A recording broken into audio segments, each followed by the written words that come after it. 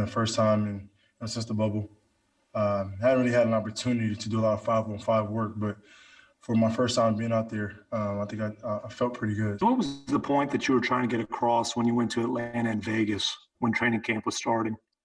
I was just training. What were you training for? The start of the NBA season.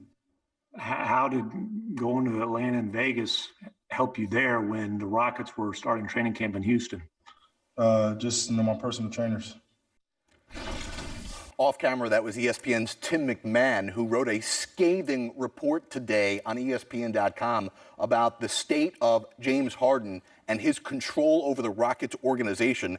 So Harden would not address his trade request and wouldn't admit to the fact that he was seen partying in Vegas and Atlanta. Look, he said he was with his trainers. Look, you can't work out 24 hours a day. You got to have some downtime. Look, James Harden is there. And if you're the Houston Rockets and you're Steven Silas, look, you breathe a sigh of relief. You know that big cloud is hanging over your team, but at least he's there. He's playing games. He's practicing.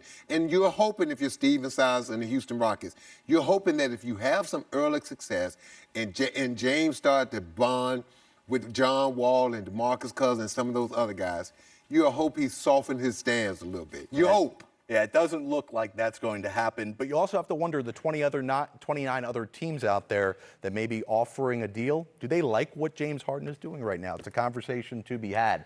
We've got Lakers and Suns coming up here in a matter of moments. Chris Paul is going to play his second preseason game for the Phoenix Suns. It's CP3 against LeBron, and we've got it live for you on NBA TV next.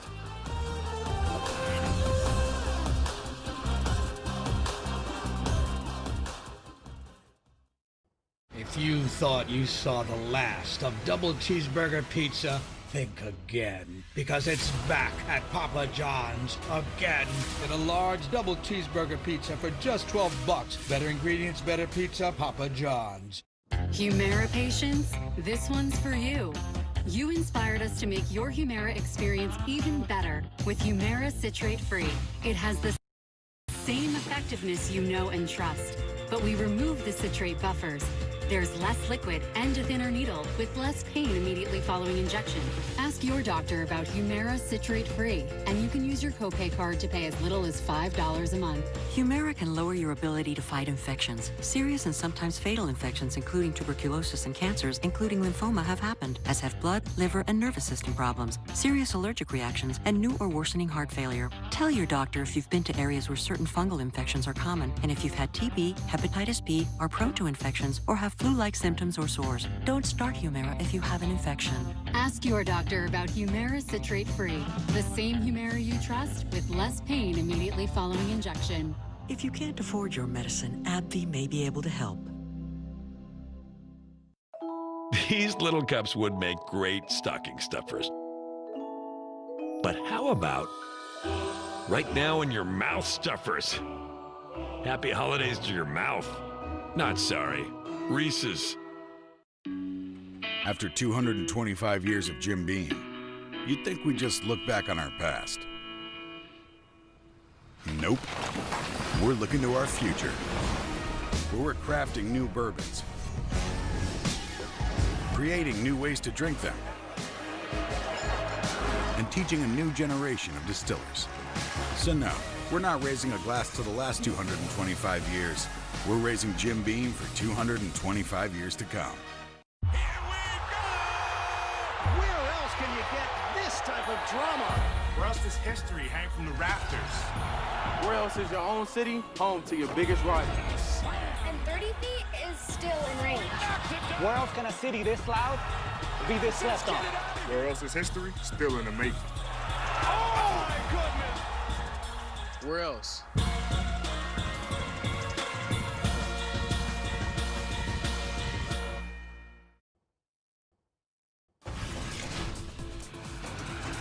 Well, DeAndre Ayton coming off of a rough preseason game the other night against Rudy Gobert, where he was just 2 of 7 for 4 points, did have 9 rebounds. Doesn't get much easier tonight with Anthony Davis and Marc Gasol. Lakers, Suns, here's the starting lineups. LeBron and AD, they're expected to be limited. Probably just see them in the first half tonight. But Dennis Schroeder's in the starting lineup with Kyle Kuzma.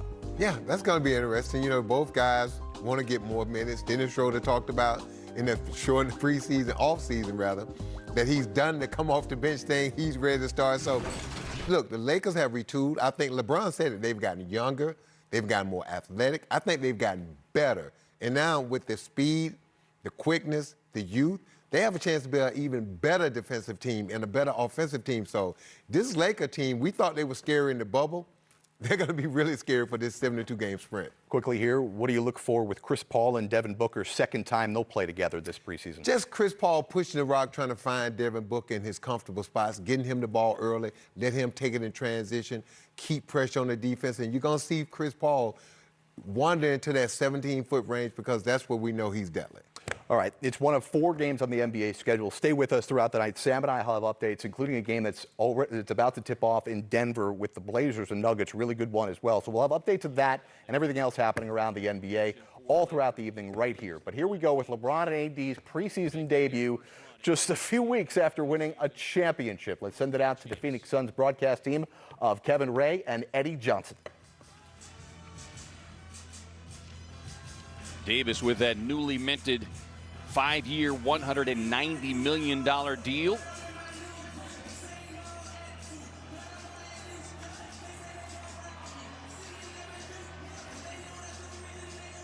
And off we go here in downtown Phoenix. Kuzma's played well in the first couple of games here for the Lakers. Quick turnaround off the baseline. Davis going to work immediately on Crowder. The Lakers certainly familiar with Jay Crowder, having been a member of that Eastern Conference championship team in Miami. Yeah, tough matchup for Jay, obviously. Anthony Davis, the only thing you can do is just push him off the block and hope he misses. Ayton inside, able to slip past Gasol, and quick aggressive move there for DeAndre Ayton, who would like to shake off a rough outing in Salt Lake City on Monday night. Well, DeAndre has to really, I think, attack a guy that's older than him and use his athleticism against Gasol. Here is James. Goes to work on Mikal Bridges. Battle on the boards, and that's going to be one of the big keys tonight to keep an eye on with DeAndre Ayton, with Utah completely out-muscling the Suns. And Jay Crowder makes his presence felt immediately, dropping in the long three. Well, most of his shots, Suns fans, are going to come from three. I mean, that's what Jay Crowder does. You're not going to see him too much in the paint or taking mid-range shots. He has made a living now out of defending and running the floor and spotting up behind the three-point line, and he will shoot it regardless. He will not hesitate at all, and that's something that Chris Paul and Devin Booker will need this year. High confidence on that shot. Yeah, he really caught fire in the bubble. Struggled in Memphis, but once he settled in Miami, shot better than 56%, though those numbers tapered off a little bit in the playoffs, but still was a major force. Booker got the pump, goes glass, but too strong on that one. He was able to get it past Anthony Davis. Here is James earning yet another Finals MVP. Bridges diving on the floor, knocks it into the backcourt. Schroeder able to retrieve. 6 on the shot clock. James puts it on the deck. Little runner won't go, but Kuzma inside to clean it up, but too strong on the follow. Kuzma's averaged better than 21.5 points in the first 2 games preseason. Booker snakes his way all the way back out near the elbow and gets it over the top of Kuzma. Yeah, and that's not a tough thing to do. I mean, Kuzma sticks his arms up. He's about a 7-footer inside there, and Devin still got a great look at the rim. Here's Davis outside, raising up for the long jumper. You got to expect LeBron and Davis to be a little rusty, and the Suns need to take advantage. Obviously, they would like to get a win on their resume in this preseason, and what a great win it could be against the world champion. Kuzma able to knock down the corner 3. He has shot the 3-ball well in the first 2 games, 6 of 13.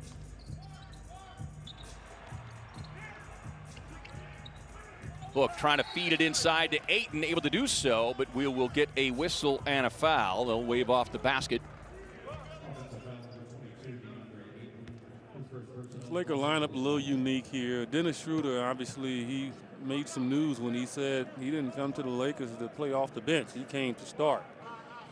And so I guess they're obviously giving him his look as a starter, even though he was runner-up for Sixth Man of the Year last season.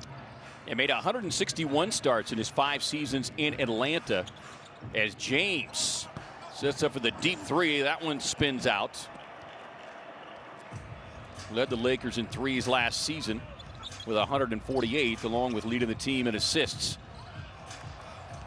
I want everybody to pencil in that miss from Chris Paul. He will rarely miss that shot. I mean, he's one of the best mid-range shooters in the game. James on the recovery, slips a pass inside to Davis for the easy slam. Well, I think that's what is really so exciting about the possibilities with this